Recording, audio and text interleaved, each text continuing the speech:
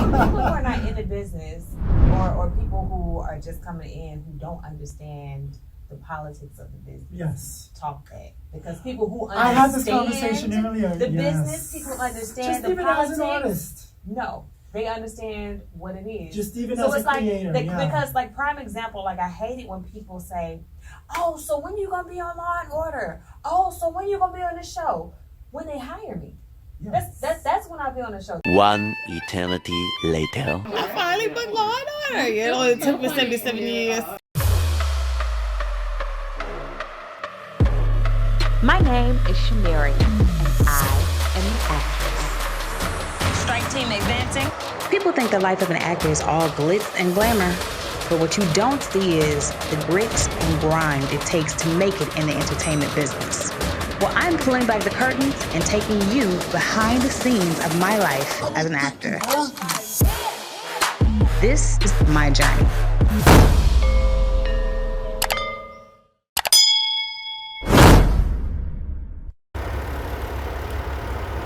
All right, y'all, so this is my trailer. That's my character's name, Kim Wilson. Hey, Mr. Wilson! And when you come in, take a walk. This is what it looks like. So this is the coat that they've given me. That's my personal coat. This is, it has a refrigerator. I can open it. Hold on. I'm shooting a horrible video right now, but hey. Okay, so this is the refrigerator. They have little waters in here. And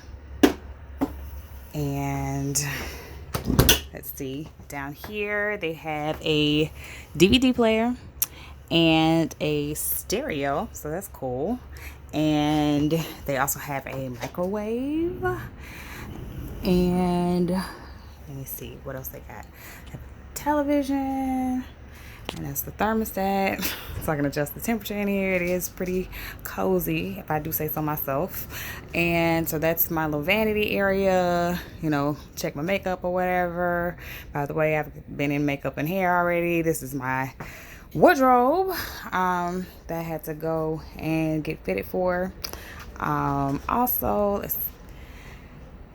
this is the couch, and this is my bathroom.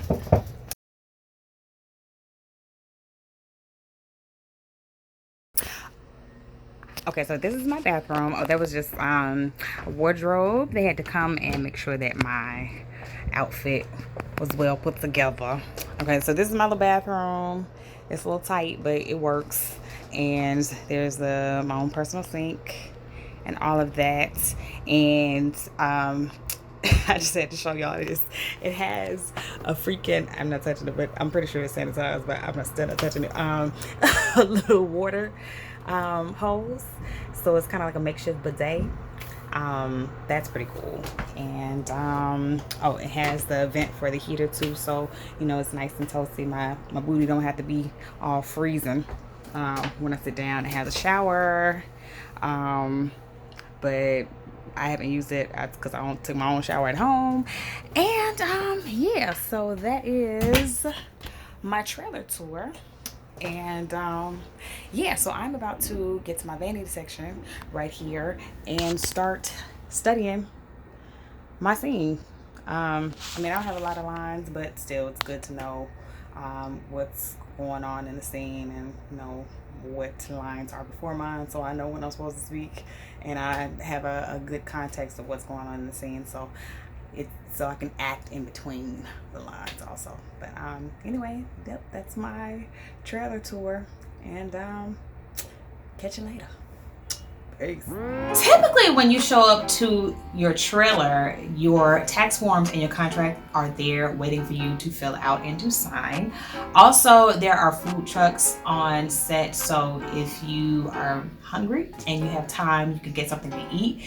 But if you're pressed for time, a lot of times you can get a PA or production assistant to grab you something and bring it to your trailer for you.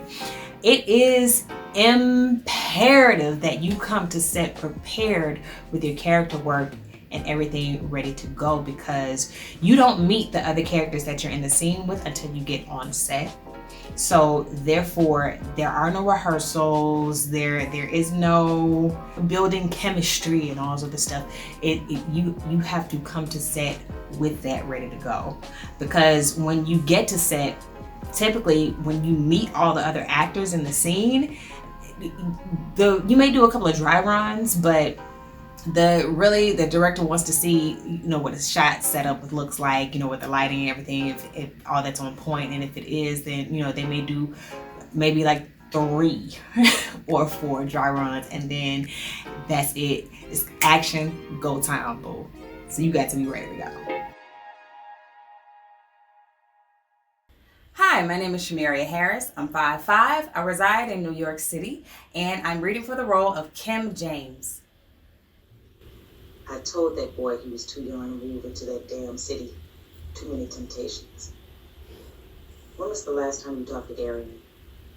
It's been a while. Over a year. How about you? When was the last time you talked to him? A month ago. I just said hi. Asked how he was doing. He seemed really happy. So before I booked the role of Kim Wilson, I auditioned for a Law and Order already before for a different character, and it was for a much larger role, but I didn't get that one, and they ended up calling me in for the one I ultimately ended up going on to book.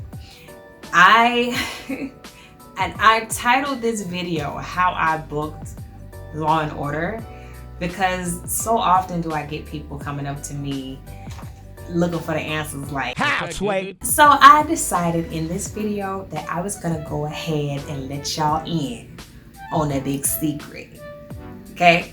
But don't tell nobody. So the big secret to booking film and television roles is there is no big secret. How, Sway? There are so many variables that go into the casting process in terms of like who gets the role and who doesn't. And in many cases, those variables have nothing to do with you as an actor, nothing to do with you as a person. And it has nothing to do with your performance many of the time, because a lot of the factors that are considered and that come into play is, do you look like you're a good fit for that character? Do you look like you blend well with the other characters? Especially if you're playing a relative, like if you're a mother or an aunt or a sister, or you're related to, especially any of the main characters or anybody else in the scene. Do you guys favor? Will the audience actually buy that you guys are related? And that has nothing to do with your performance. So you can't beat yourself up about these things. And it's funny because you can ask other actors and you can ask people, oh, how did you get this role? Or, how does the casting process work? And how did you get chosen? How did you get selected? And so often, so many people will have so many different answers. And ultimately, the universal truth comes down to, you ain't got the answer, Sway. A couple of years ago, I produced a show called #Actors Life. It's my own show I produced. And I interviewed a casting director by the name of Yolanda Hunt. And she spoke about the casting process and some of the variables that come into play. And here's what she had to say. It's a process, but it's so many variables that go into that. I can't just say that there's just one. Right. And you know what? I've made that point also on a previous show. I was saying that, so there's so many variables in the casting process that determine who gets the role and who doesn't. Yeah. So, and a lot of times it doesn't have anything to do with the actor themselves. And right? I'm glad you brought that up. Absolutely. It has nothing to do with it. It's all about what the director is looking for. Yeah. If he has this certain look, vision in his mind, it is my job to bring it to life. Right. And it's your job to actually make his vision come true. My biggest advice for anyone watching this who is either in the film and television industry and you're looking to advance your career, or you're looking to see how you can book more work, or even for anyone out there who's watching this who's interested in the film and television industry, my advice would be to you is to work on your craft, continue to grow and hone your craft, continue to strengthen your acting chops. I can't stress that enough. When you audition, don't worry about whether or not you get the audition, as crazy as that may sound, because there are so many variables and so many factors that go on behind the scenes that are so far beyond your control. Don't worry about that. Just worry about being the best performer that you can possibly be. Show up every time. And, you know, they say luck is when preparation meets opportunity. Just make sure that when luck finds you, you're prepared. And with that being said, I'll leave you guys with this. Right. I have to say that you have to look at it as you're one away. Don't ever look at it as a rejection, always, always, always. Right. It's a process. You just got to look at it as like, you know, I might not get this one, but the next one is going to be mine.